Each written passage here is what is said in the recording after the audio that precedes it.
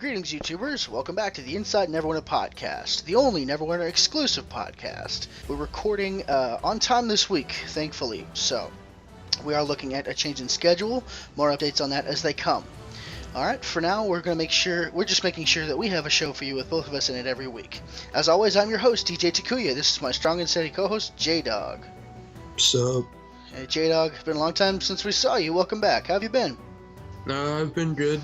Life has hit me full throttle, and I just haven't really had time to do that much. That's but I'm understandable. glad to be back, and I'm happy. Good. How's your character? He's doing a lot better. He now has a weapon enchantment and an armor enchantment, so I'm also happy about that. The expensive ones, right? Mm-hmm. Alright. Well, awesome. It's good to have you back on the show. All is right with the world. The podcast just wasn't the same without you in it. In related news, we are looking into admitting a third co-host for the show. That would help us if one of us can't make it to the show. Then we would still have two people ready to record every week. The podcast isn't suited to being a one-man show. So if you're interested in applying for the co-host position, send me a private message on YouTube or to @NightRiderBooks on Twitter. That's @NITEWRITERBOOKS on Twitter. Be prepared for a conversation-style interview. If you want to talk back to the show, drop a comment below, tell us all about it. We'd love to share your viewer feedback on the show and give you a shout-out at the top. We have a couple comments to share with you now. From the first one from Chris Morley on the 4th episode. And he said, really enjoyable podcast, please keep them coming. Tried the Ravenloft Foundry and was very impressed. Very atmospheric and dark, just like the original D&D campaign. The one he was referring to, I think, is called Into the Shadows, and it was part of a new campaign. Very good. I'll go back to that episode 4 for that recommendation. It wasn't, from the looks of it, that was a short episode, so you won't have to wait too long to get to it. But I do recommend that one. We've got some other good ones today to share with you as well. So we've got more good Foundries on the way. And Chris, thank you for your kind words. We really appreciate that feedback. It's encouraging to get such nice things, to hear such nice things about the show. Now, last week's episode, Kyo Shin, he was one of our first feedbackers, leaving a comment on the episodes, and he said on last week's episode, RE the third boon choice. I don't think you can ever have enough HP. There are no diminishing returns on it like all other stats, as in after X amount of a stat more benefits you less and less. And it also passively makes regeneration scale since that is based on your maximum HP. He goes on to say, as for the 4th tier, I'm not that far yet, but I read that the effects of a cooldown. They can only trigger once every 30 seconds, which frankly makes them useless, a stepping stone to the final tier. Alright, luckily I've had a chance to look at the 4th tier there. First of all, I do agree, HP is a valuable stat. I've kind of been classically trained to stay away from just stacking HP, but in classical RPG formula, that is a pretty good stat to stack. So, yeah, I agree there. And I didn't know that it did that regeneration passive boost there. The real important thing there is the 4th tier boon. And if you're not familiar, the 4th tier in the boon rewards is a choice between either every time you're struck in combat, you'll deal 400 damage to the opponent, or every time you're struck in combat, you'll heal 400 damage to yourself. Since we're dealing twice that with weapon swing, or more, at least for us, and probably for damage-focused classes as well. Since that 400 once every 30 seconds probably won't make much difference. As for a heal, I think our clerics are doing about the same. The only way I can see it would be useful is if along with how heavy defense we are, just naturally, I wonder if that 400 health every 30 seconds would almost give us enough so that we didn't have to have our cleric pets around, and we could switch to damage pets. Alright, what do you think, JDog? Well, I think that is smart. I mean, I would pick the health one, so my cleric doesn't do much. Not at I get kind of frustrated with her. She's a little annoying.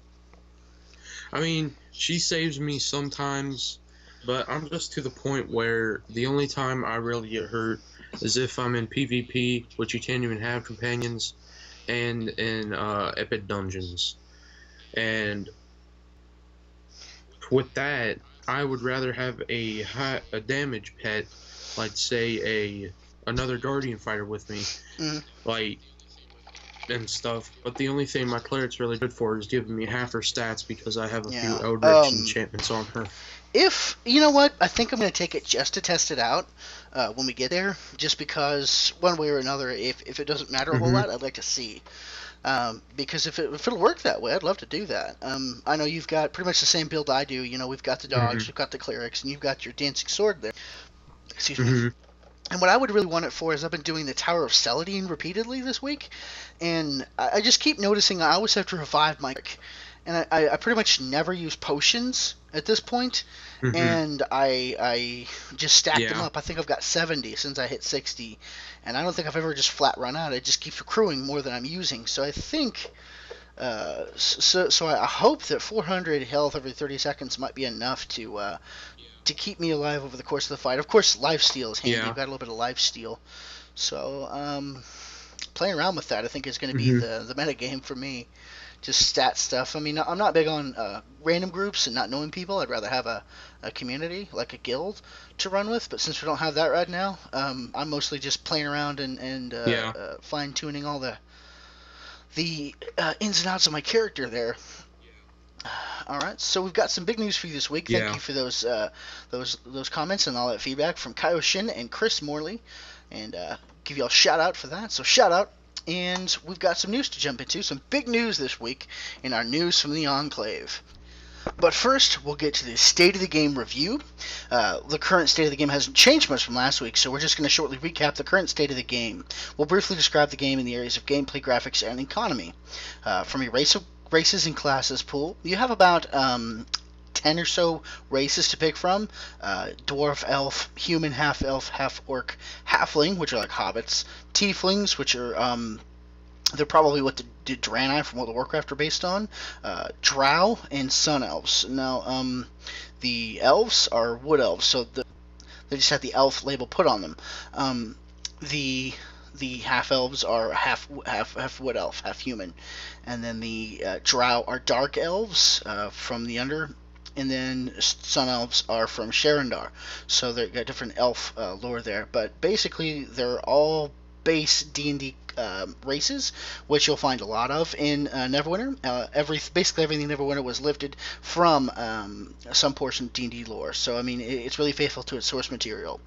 Following that, we have our classes: Guardian Fighter, Great Weapon Fighter, Trickster Rogue, Devoted Cleric, and Control Wizard. Guardian Fighters are like tanks with a sword and a shield. Great Weapon Fighters are like the Bastard Sword, heavy damage, barbarian almost. Trickster Rogue is the shadow-stepping stabaholic that everyone knows and loves. Devoted Clerics are holy healers / DPSers, and Control Wizards are the ones who do good damage, but they also lock down control. The combat system in Neverwinter is an action RPG with manual targeting, which means you don't use tab to target, you aim at it with your mouse. So if you've got your target hovering over the target with a reticule, you're doing it right. We've got some slight lock-on to help us with that. True to action RPG style, a small pool of interchangeable abilities are for your keybinds are set up. You've got your 2 daily powers set to 1 and 2. You've got your 3 encounter powers set to Q, E, and R, and your at-wills are set to your mouse buttons. So when you are using your mouse to look around and you're using your at-wills with your click, and then when you're moving with WASD, and you've got Q, E, R to activate your things, and when you really need a big burst of damage control or whatever, or healing or whatever, that's when you pull out your dailies. And then so the dailies are like the powers you have to build up. You have to build up the resource for the action points. You also have so their cooldowns are based on that, how fast you can get those action points back. And then you've got your encounter powers, which have a short cooldown, maybe about between about 5 or 15 seconds, depending upon the power. And they're used a little more readily with no resource needed. And then your at-wills have almost no cooldown, no resource required to use them, but they're not as powerful. So that's the abilities. Different powers will do different things. Like control powers will lock down the target, like freeze them in place, stun them, knock them back, whatever. Support powers will heal or give a buff. Every class has something, and then your typical power that deals damage. Everybody's got some of those too. And then you pick your and as you're picking your powers from a power pool like tree. Each time you get a level, you'll get a point to spend on powers, whether you're unlocking a new power, upgrading powers. You get to pick your progression there as far power choices. And then your heroic feats and paragon feats are how you specialize and pick talents.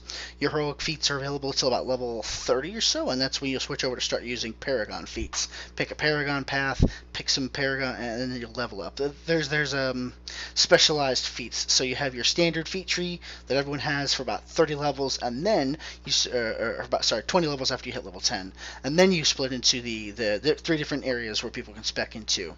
And then you also have for player choice for character development at max level in the Sharon Dark campaign. You'll pick your boons, which are they're basically stat boosts that are just flat. You don't have to equip them or do anything. They're just there. All right, and you'll use all that when you're in solo or group PvE, doing quests, for instance, out in the world by yourself, whether they're zone adventure zone quests, or daily quests, or there's a lot of those. There's a lot of solo instances to run in the game too. That's also, and then there's group PvE and skirmishes and dungeons.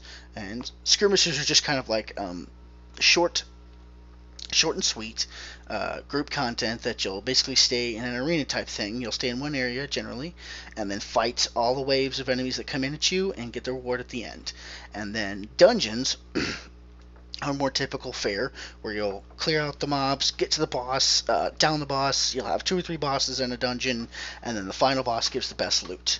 And so that's dungeons in a nutshell. If you've ever played any kind of MMO, you know what dungeons are.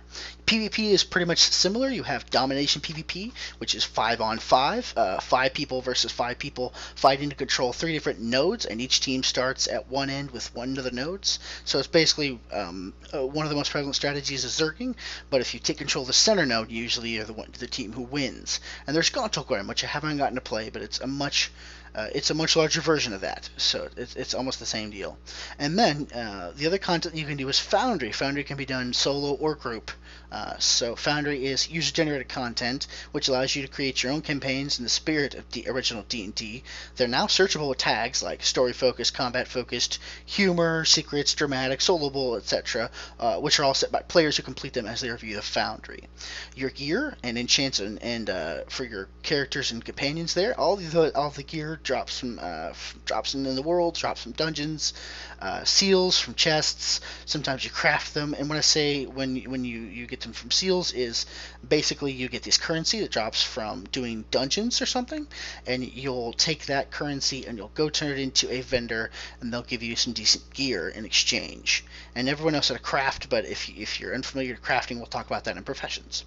As well as your enchants and runestones. Usually those are loot drops from just random monsters here and there. You can also buy them off the market, and the most important function they serve is fusing them to make better ranked enchantments. All enchants and runestones have a rank, and if you get 4 of one rank, you can fuse them. If they fuse successfully, they fuse into the next rank. So get 4 ones together, fuse them, and they turn into a rank 2, and so forth. And so it's different. That's unique in a style of other games will make you do an entire profession to enchant your gear or to pimp out your companion or what have you. The professions themselves in this game are unique. They're a unique profession system. You have several different professions: platesmithing, mailsmithing, leatherworking, and tailoring, all of which are focused on making gear for different classes. Weaponsmithing and artificing, which are based on making equipable weapons and offhands for all the classes. Weaponsmithing for the guardian fighter, the trickster rogue, and the great weapon fighter. The artificing is for control wizards and devoted clerics because they have more magical implements. You also have leadership and alchemy. Leadership allows you to send out a guy to get certain rewards for you, be it money or what have you. Most prevalent, though, are the tasks that let you get astral damage from them. So leadership is a highly valuable profession, and the one that usually people will level first to 20. Alchemy is very fun. It's my personal favorite of all of them, even though I didn't think I'd like it. You basically, for all the professions, you assign tasks in a limited number of slots based on your progression in professions. And it's for alchemy, you'll assign your guy to try out different chemicals together, and if it's successful, you'll get in return a bit of alchemical knowledge, which is like with what I presume to be was the formula. You get, like, your goal is to basically get 2 or 3 of those for every level, and then once you've got so many, you'll start a task to level up, and it'll consume all of those and give you the sufficient XP to level up. So it's more involved. It's a more detailed than other professions. Other professions give you set increments of experience from tasks. Alchemy gives you basically a set number. You know how close you are to leveling, and it's a lot faster. Now, professions are more engaging in this form than your standard pick up 2 progressions only formula, because in this formula you have 9 slots to assign tasks, and as many people as you have, as many assets that you have to send out, that's as many as you can do from in that particular thing. And it gets more complicated when you start it, but basically your whole formula for doing professions in this game is sending out people to do your bidding. Next, companions. You get a quest to get a free companion at level 16. More in the cash shop. Purchase cash shop with Zen, and you can also purchase the basic ones with gold. They're boosted by certain pieces of gear and rune stones slotted, so that's what rune stones are for. They boost your companions, and you can also give your companions some gear, and that will give them some stats. They are also increased in quality by training tomes. However, that's not recommended, as a higher quality companion can be attained with much less money than the tome costs. So say for instance you're looking to get a better healer, and you've got the cleric she got up to like level 25, and you're done. It's more cost effective to get a brand new healing companion that's rare of a higher caliber than it is to upgrade her. However, you have the option if you are, for roleplay reasons or something, sticking with one particular person. Next, we have a unique system in the game called Invocation. Invocation is where you invoke your chosen deity at a campfire, an altar, or a portable altar. You pray, and it awards buffs. It always rewards a buff. You will get some rough AD the first 3 times you do it. You'll get celestial and ardent coins the first time you invoke every day, and that keeps people logging in because it's something unique that you don't get in other games. Basically, just a reward for being in game and playing. That system is prevalent in games, but invoking is something unique to Neverwinter. And to me, it's rewarding because you can make some good money with just invoking every day, and then it also gives you the buff when you're not doing stuff. Money's always good. It's a very good reward system just for playing. And then of course that's gameplay. In terms of graphics, the game takes a realistic look over a stylistic look, and with a wide range of quality. With helpful UI for changing graphic settings, so you're very much assisted in changing how the game looks. So the last thing to talk about is the economy. The economy is centered around astral diamonds. You can trade astral diamonds for goods, or goods for astral diamonds if you want to make money on the auction house. That's the traded currency in game. Real world currency is called Zen. You buy at a rate of 100 Zen per dollar. So every dollar you spend gets you 100 Zen. When you purchase it, you can trade one for the other using the Zen exchange. So players set the prices for how much astral diamonds you can buy with so much Zen, and vice versa. Currencies, all the total currencies in game are gold, astral diamonds, seals, coins, bounty, and that'll cover basically everything. So your gold gets from basically questing, killing stuff, whatever, and that's for buying basically everything you would need from a vendor, be it potions, kits, injury relief, whatever you want to call it, an injury kit, all the stuff you need for your professions, basic equipment. You can buy that all with gold. So basically anything you need from a vendor who's not specifically designed to deal in these currencies is gold. Then you have your seals, which drop out of dungeons, and I think that's it.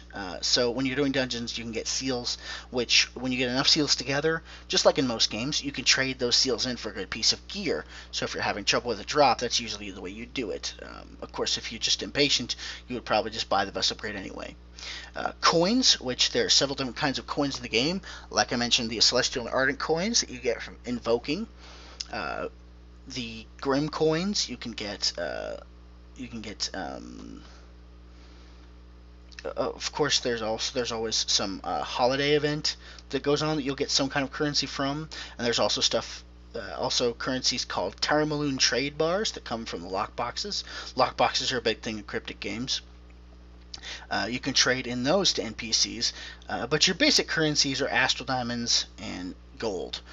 Seals coins and everything else falls under a banner of basically gear progression, loot, special stuff. There's also the bounty items, which every time you're in an adventure zone questing, you'll start picking up items from basically the main antagonist of that adventure zone, and so you'll be able to trade those in for a bonus when you've gotten up so many of them. You get like a piece of gear, or it's basically like a loot bag that has a piece of gear in it, or boost items, or you can just plain out purchase a seal for so many of them. So that's good. That was buffed when Module 1 came out. The free offers to earn Zen from the Perfect World side have been cleaned up, and the ability to earn Zen has been much improved. Zen is much more easily come by for free now. So if you're looking to get started in Neverwinter and you have some extra time, I certainly advise at least checking out the free offers page to earn Zen, because I tried it out just the other day. I was able to get a good 200 Zen off of it in about an hour or two. It didn't take very long just to fill out a couple surveys, and the ones that you do qualify for will get right away, and you'll be able to earn a little bit of Zen here, a little bit of Zen there, and it'll stack up. Of course, if you're going for like 5,000 or 50,000 Zen, that's going to take a while, but a couple hundred Zen is pretty easy to come by. And that's the range of Zen that it takes to get most basic services like a respec or something. So you don't necessarily need to spend money even to do that. Even just to spend Zen, you can get Zen for free. So that about does it for our state of the game. Let's move on to news from the Enclave. The news this week is pretty big news, and I say that as if I were saying it in capital letters, and that's because Andy Velasquez, we've heard from him before in the State of the Game articles he posts, which we named our opening segment for.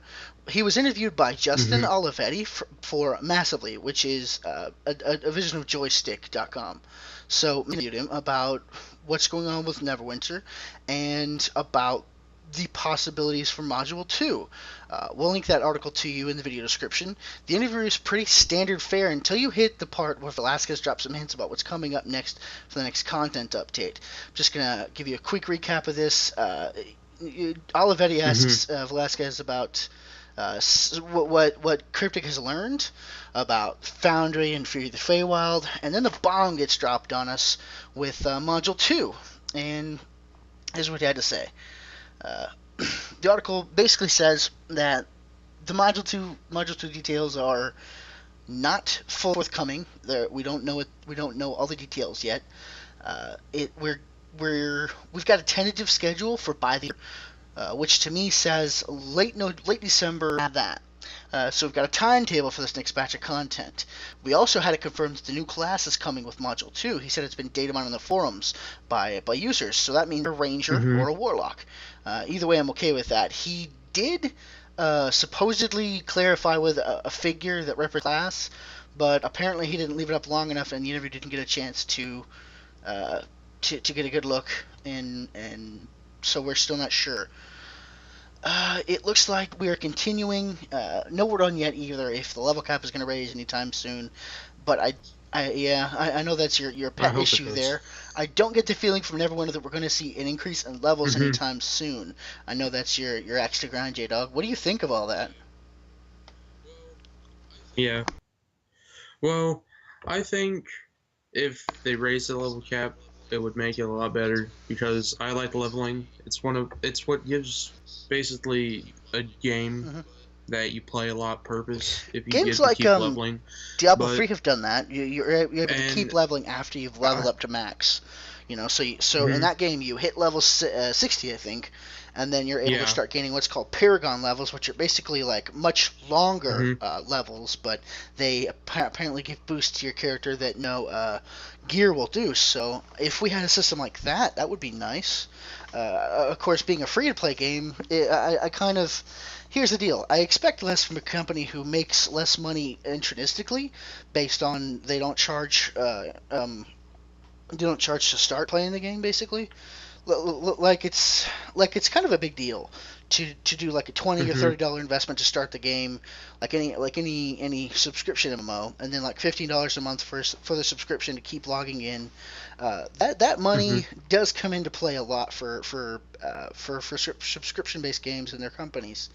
I think with a free-to-play game, we're probably not going to get the same scale of content, in that we're not going to get as much in a standard content cycle that a big game would give. But that's because big games have development cycles of several years, and it looks like Cryptic is doing this in terms of months, because in the interview they state that Module 1 was in content. It was in development and conception pretty much from right before launch, the official launch of Neverwinter. So that's about a scale of about 3 months, if loosely. So we're seeing development cycles of 3 months. So the amount of content coming out overall is probably going to be about the same. But each development cycle for each module / expansion is probably going to have less content in it. That being said, I think after the problem, I don't think Cryptic's other MMOs have had a level increase put on them. But with like Champions Online, that's a heavy RP game, because it's all about superheroes. The PvE game is sort of weak in there, and I don't think I've ever played any PvP in there. But it's mainly for crafting your character custom, from whatever you've got in your head, and then usually role playing and role playing groups with it. I don't know that Cryptic's ever done this, so it might be quite an undertaking for them to do it. I think they should. One of the benefits is they decide to do that, JDog. You'll be happy to know about this. When you make an increase in levels, we won't be seeing those tier 1 and tier 2 dungeons anymore. The people always complaining about are buggy. So if they decided to raise level cap anytime soon, we'd stop seeing complaints about all that old stuff, because people would be going to Sherendar or wherever to level from 60 on. They wouldn't be sticking around and playing old dungeons at level 60. They'd be probably, except like Dreadvault, but that's because Dreadvault's a 60-ish range dungeon. So... And I'm not finishing the main quest because I'm waiting for them to raise the level. Oh yeah, you don't want to waste all those quests. Well, don't. You don't. I don't think you have to worry about that. With MMOs, when they release new stuff, they usually release a new zone to level in. That's kind of the point, so that you don't have to hold over your zones. Of course, if you still want to keep that in spite of that, that's cool too. It's your game, so to speak. So I mean, I don't think you would have to. Plus. Have you completed the main quest? No, I didn't do Mount Hotenau. I didn't do... Gosh, what is that one place called? It's the Caverns or something like that. There's one more place, two more places that I've got quests to go to. But other than that, I've done all the zones. Like, I think I capped out in the Chasm, maybe? Or maybe not in the Chasm. Gosh, I can't remember where I... But I think as soon as I hit 60, I finished the quest chain I was on, and then left. Yeah, you're like okay, I'll finish this a little bit, and then I'll go to PE and just sit around and do stuff.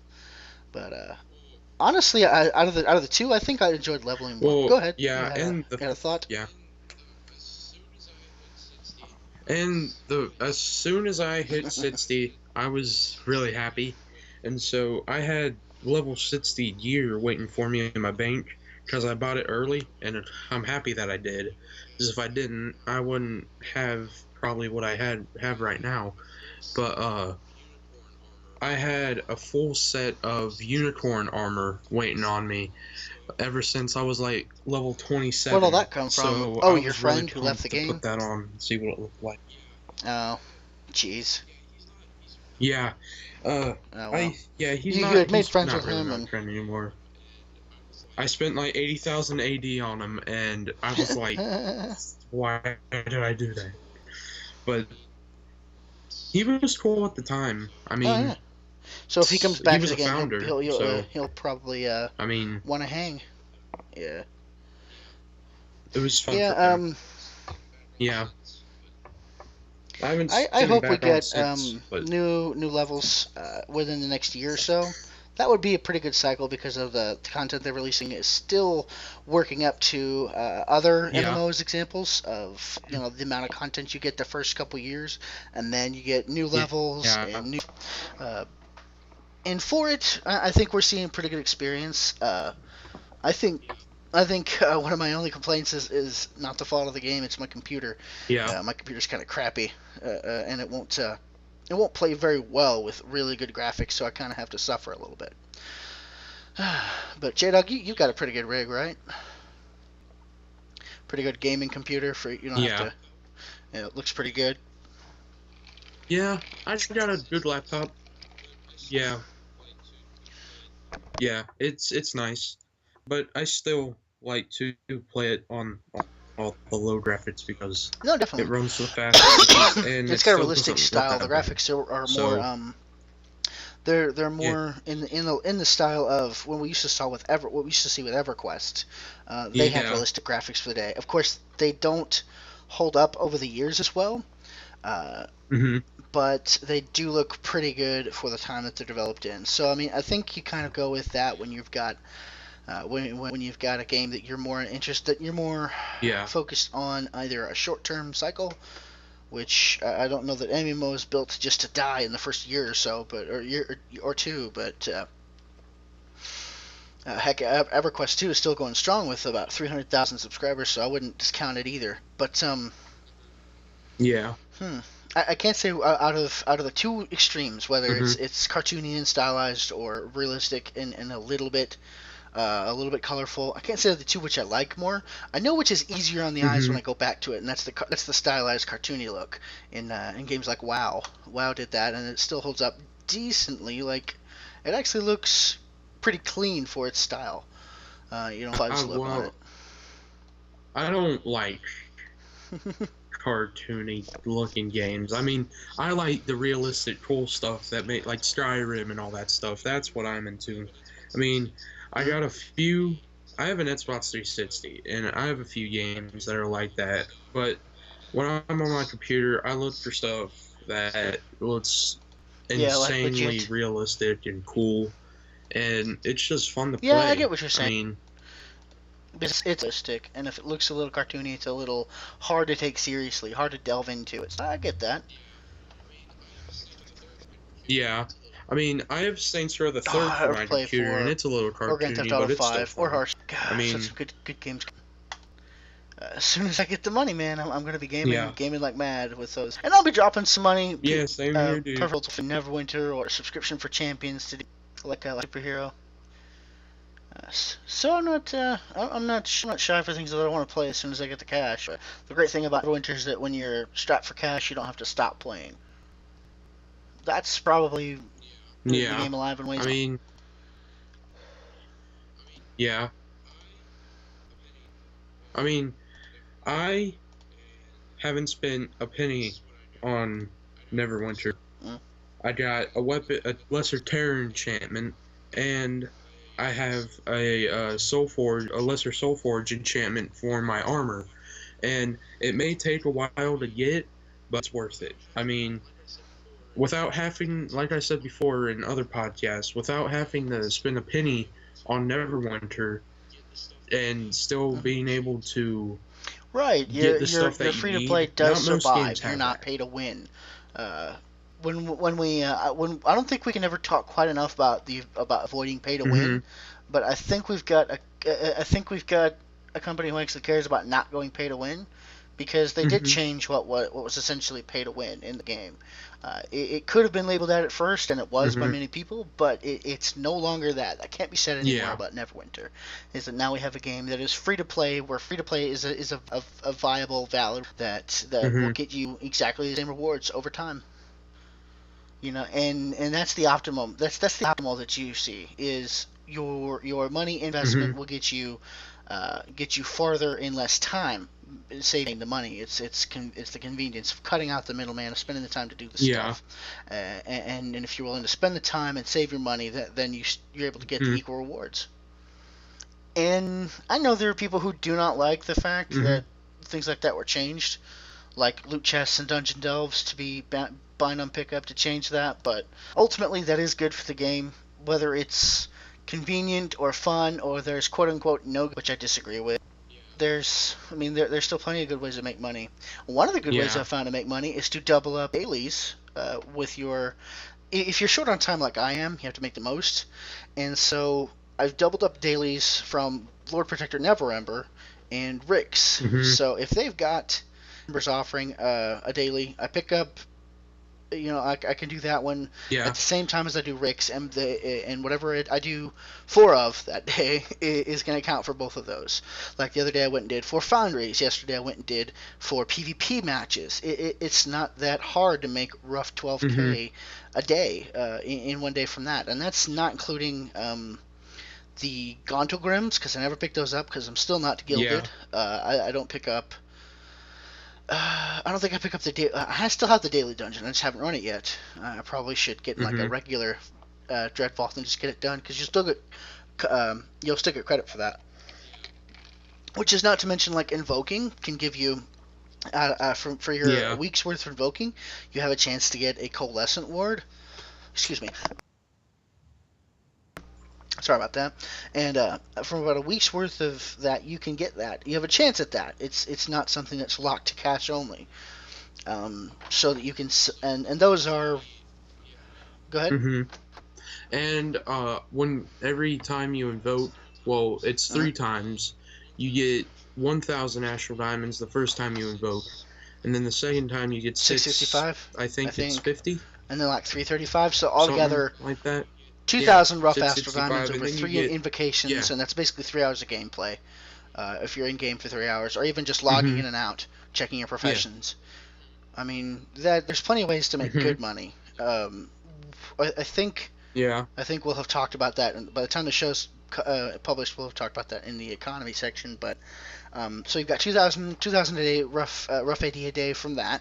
You can make 12k rough AD from the paired up dailies, which happen at least 1 time a week, maybe 2 for each kind, so you can make a couple days worth of that. You've got you've got your invoking stuff that you can sell. You don't have to work for the angel or the horse or anything with your astral. Or you can just buy dyes, or you can get and sell it on the auction house. You can go farm. It's easy to farm the enchants, because I mean you just while you're out questing doing dailies. I mean, I can't say I'm strapped for cash right now. After selling a coalescent ward and after up to 200k AD this week. So I'm really proud of that. And that's from, some of it's dailies, some of it's like the Neverwinter dailies, some of it's from selling stuff, a lot of it's from invoking. It's also from leadership. I'm getting 800 per 8 hours, I think. Twice over, so 1,600 per 8 hours, so that's about 3,200 per day. It's actually going to be, it would actually be 40 as long as I'm keeping up with it every 8 hours and setting it again, because I've just got 2 guys who go out every 8 hours and collect 800 astral diamonds, and between them I'm making a bit of money that way too. And whenever you do that on the gateway, it just goes straight to refined. It just gets changed into regular astral diamonds immediately, without you having to log in and change it. The only things you have to log in to do anymore are get your mail and invoke. Those 2 things enough with the gateway are enough to make, even when you're not playing the game. Yeah. So I don't know. JDog, how are you making your money? I think they should make an app for gateway. Yeah, a custom cryptic app. I have mentioned that before. Go ahead. Yeah, I mean, I would get it, even if it was like, 99 cents or something of that. But how I make my money is I invoke 3 times a day, I sell enchantments, and I do the double up, like you were saying, with the Okay. Foundries and the Mm. PvPs with Raditz and the Lord Raditz. Protector. And about a week of doing that, and about a week You're breaking up of a little bit. doing that, Going you can robots. get a lot Okay. of AD. Yeah, I bet I am. That I was don't a know little. what's going It was like. on. You're kind Oh, of sorry breaking about up that. too. Bad Yeah, connection. Seems like it's okay now, though. it's fine. We'll laugh about it later when we're old and gray. We'll look back on episode 7 and laugh. So this week we got 2 foundries. You want to jump into if we want to jump into those? Yep. We have 2 excellent foundries. I was in the middle of doing dailies, asked for some suggestions from chat, zone chat, and PE, and got some good ones. Excuse me. And then I found a couple good ones. So one of the ones I found was called From the Shadows. It's a campaign. It's a complete campaign, kind of like the Ravenloft campaign was. And Act 1, I played Act 1, I haven't played Act 2 yet, both of them are released currently, by capital T, lowercase I, capital LT 42. So at tilt 42 with the I is lowercase. So A Hidden Blade was the Danger Pack story introducing us to the From the Shadows campaign by at tilt 42. This campaign is a great story, told in a way that does it justice. A tale that goes that you have been hired by a new entrepreneur in Neverwinter whose agent has fallen into some trouble. You are sent on his behalf to help the agent, who is a half-elf cleric who hiding out in a secluded inn in the snowy mountains. Excuse me. This being a story-centric Foundry, it's more intellectual and requires thought to complete. However, once you've gotten the ball rolling, you start really getting some good combat in. I won't spoil anything, but you fight what is probably the most important fight in the storyline as soon as you solve the first puzzle. The action takes you on the move, following the trail to meet up with the half-elf cleric. However, you and he are both running into swarms of enemies, all agents of those who oppose you and your employer. You must fight through the lead he has on you to catch up and save the day. If A Hidden Blade is any indication, From the Shadows is going to be a well-written, action-packed, and fun campaign. The NPCs are given quality dialogue. The combat in this quest is not repetitive at all. You face tons of different kinds of enemies. All in all, if you're looking to play a good story, this is the first Foundry you should play. It's just that good. So, there's not much else to say. If you're the only thing I don't think I mentioned is that it's roughly 30 minutes maybe, so it's fairly quick as story focused Foundries go, and it's very very how can I put this? One of its strengths, I think last week's Foundry, one of its strengths was that the dialogue with NPCs moved along quickly. This strength goes more to the side of more quality dialogue for the NPCs that is actually worth something. You're actually being trained while you're playing it to pay attention to what they say, so you're actually rewarded in terms of how to complete the quest for reading what the NPCs are saying. And there's really not a whole lot of hand holding. I mean, the developer at Tilt 42 gives you the heads up at the start and then lets you play it. That's kind of how a good campaign should be. And again, one of the things that really just it calls back to the hallmarks of table D&D, a very custom experience that delves you into it. So again, if you haven't played it yet, play it. If you're playing that campaign every day, good on you, because it's the second Foundry that we have for you this week. Is called Return to Azerothia by @Kojuru179. That's COJURU179. By contrast to the first Foundry, this quest is almost the polar opposite, the red Oni to its blue Oni. What I mean by that is where A Hidden Blade plays like a best-selling novel come to life in game, this Foundry, as might be indicated by its name, recreates a classic dungeon from vanilla WoW. Return to Azerothia is second in a series produced from @Kojiro179, where you, an accomplished adventurer from Neverwinter, journey to the land of Azerothia, a clear XP of the world of Azeroth from World of Warcraft. This particular Founder quest requires you to clear out the Scarlet Cathedral, which shares its name with the dungeon from WoW. Scarlet Cathedral looks even better in this game, with the medieval courtyard coming to life. However, a few liberties have had to be taken, but I hardly noticed them. I was having so much fun seeing the old place like new from a brand new perspective. There were even a few humorous nods to the source material, which I won't spoil for you, but it's quite a laugh to see them once you get inside the actual cathedral. You just sidestepped all that by using a familiar setting and driving motive. What was left to do was faithfully recreate the experience, stopping only at the limits of the Foundry engine. That's been done here with class and aptitude. incredibly fun, but it may miss the mark for players who never Mhm. played WoW. It seems that just may be its only flaw.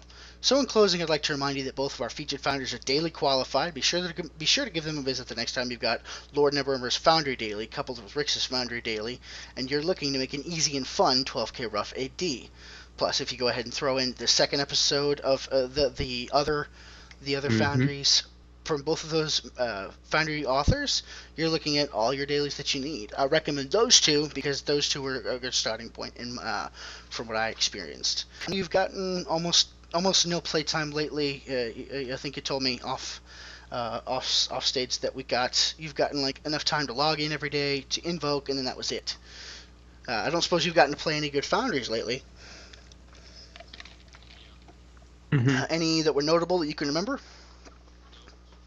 Yeah. Not like a No. couple weeks, huh? So they all kind of fade away into the memory. I haven't. Well, the ones that you were talking about sure sound fun. like Yeah. a, The last was it Foundry I like a remember battle? playing. Okay, It's I was been gonna a say, was it like a battle while. of wills Was where it's tired of being a you go hero. into the mirror and fight uh the shadow guy, the guy with tentacles. Anyway, that was another one that Cryptic had a hard on for. They promoted it pretty good in the Foundry Yeah. spotlight a lot, and there's not enough justice into Foundry authors.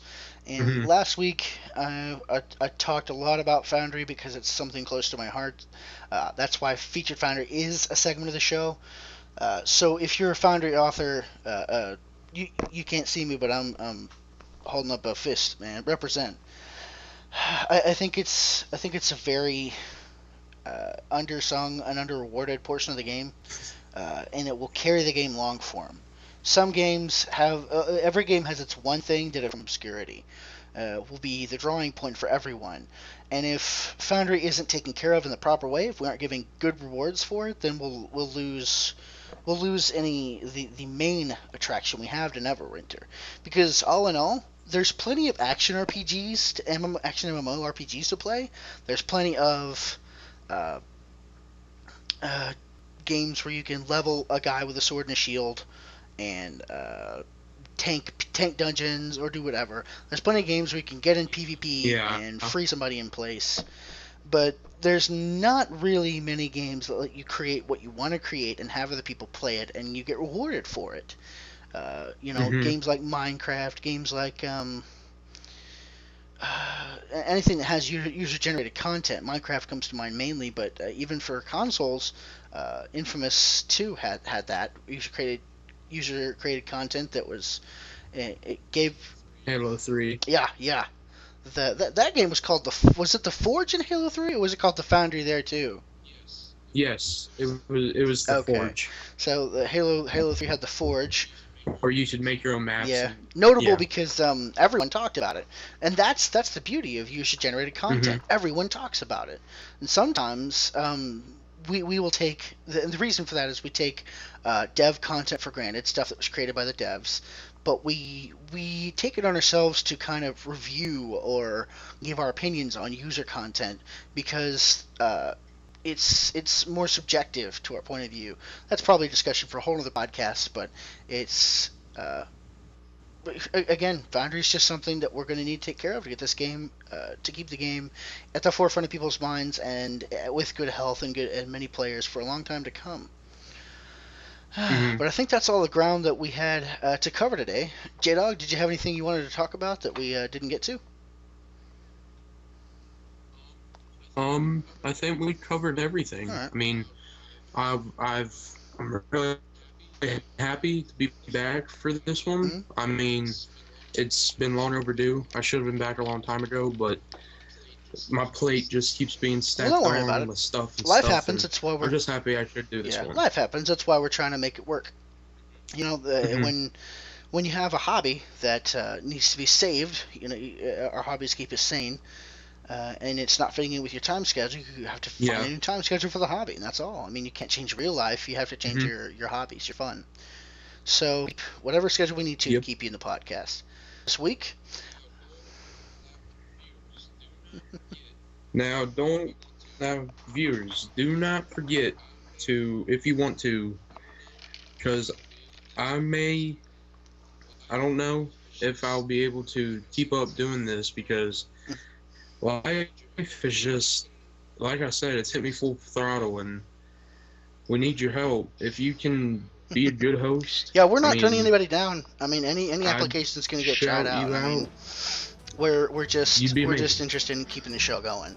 And if JDog, if it turns out that you can't do it only once every month or a couple months or whatever, that you're still going to be like the first guy. So I really hope life doesn't happen to that, but if it does, we'll always make a place for you. Yeah. So on top of that tender moment, looks like we are good to go for this week. Our intro and outro music is copyright Cryptic Studios and Perfect World Entertainment. We don't own it. If you're interested in hearing more of my voice and seeing my handsome face, I operate 2 channels on YouTube. The first is DJTakuya, the channel you're listening to us on, the channel I post gameplay videos to, and as well as the podcast. I'm currently working on a full clear of Attack on Titan, so I'll be posting videos in that game about its updates whenever I get a chance to get further in my progress.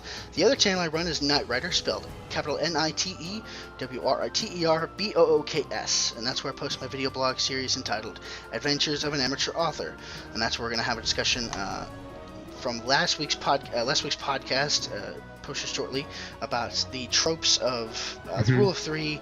We'll probably have something from here about the tropes that we saw in this Foundry. It might be like a bonus, it might be just incremental that I just get in this podcast, but that's generally where story-based trope type stuff is going to go. Anything that relates to storytelling is probably going to go on there. So I'll always link you to that. If a discussion on a video comes from a podcast, you'll always get a link in the description. At JDog, anything to plug before we go? I know you said you were thinking about doing a Let's Play of a certain game. You want to tease that real quick at all? Well, I just got a new game off of Steam. It's called Dead Island Riptide, and I will possibly be doing Let's Plays of that, because I don't have anything on my channel yet. You want to make that content? So I definitely need to get up on there and definitely put some stuff up. So we should be I don't know when it will be, but I can. So we look forward to seeing some possible Dead Island Riptide playthrough, and I think. Yeah, yes. I think I'd be pleased to see that, and if you include that'd be awesome too. I know we talked about that earlier, but I just want to. So if we get to play together, awesome. If there's something that only works out for you playing by yourself, that's all great too. That'll do it for us this week. From me, from JDog. Thanks for listening, and we'll catch you next week. Neverwinter, safe travels.